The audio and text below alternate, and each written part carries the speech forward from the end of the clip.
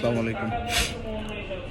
গতকালকে দেখলাম যে নিউজ ফিডে একটু পর পর একটা টপিকস চলে আসতেছে, একটা ভিডিও ক্লিপ চলে আসতেছে যে একটা মেয়ে তার বাবাকে কুপিয়ে হত্যা করতেছে। মেয়ে তার বাবাকে কুপিয়ে হত্যা করতেছে। খুব আনন্দ পাচ্ছিল মারার সময় দেখলাম ভিডিওতে। তো সে যে ব্লেমগুলো দিচ্ছিল যে আপনার তার বাবা তাকে রেপ করছে, আবার বিভিন্ন মেয়েদের সাথে তার বাবা মেলামেশা বা ভালোবাসা তার মা মারা যাওয়ার পরে।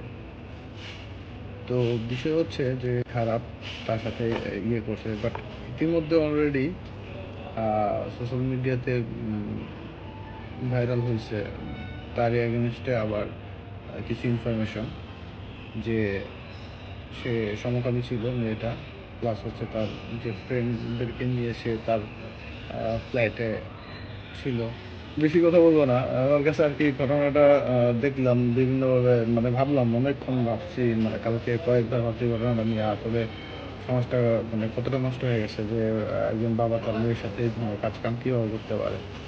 তা পরবর্তীতে মানে আবার চিন্তা হইলো ওই যে পরবর্তীতে নিউজটা পাইলাম পাওয়ার পরে তার মেয়ের যে কথাবার্তা টিউন, তারপরে হচ্ছে তার যে পোশাক পরিধানের যে কন্ডিশন, তাহলে এখন আবার অনেকে বলতে পারে যে পোশাক দেখে কাপড় চোপড় দেখে আর জাজমেন্ট মানে মানসিকতা বা জাজমেন্ট করা তো উচিত না। ঠিক আছে, বাট একটা মানুষের ওই কথার টিউনে কিন্তু বোঝা যায় আসলে সে কোন ধরনের মানুষ, কোন ধরনের মস্তিষ্কের মানুষ, চিন্তা ভাবনার মানুষ। আমার কাছে মনে হয়েছে যে মেয়েটা বিকৃত মানসিকতার একজন মানুষ। ঠিক আছে, কার কেমন ইয়া জানি না, বাট এইটা যেহেতু কন্ট্রোভার্সি হয়েছে যে আপনার তার বাবার যেমন খারাপ দিকটা তার মেয়ে উঠে তুলে ধরছে, আবার কিন্তু মেয়ের যে ব্যাকগ্রাউন্ড বা হিস্ট্রি এগুলো কিন্তু অলরেডি সামনে চলে আসছে, সামনে হয়তো আরও ক্লিয়ার হবে।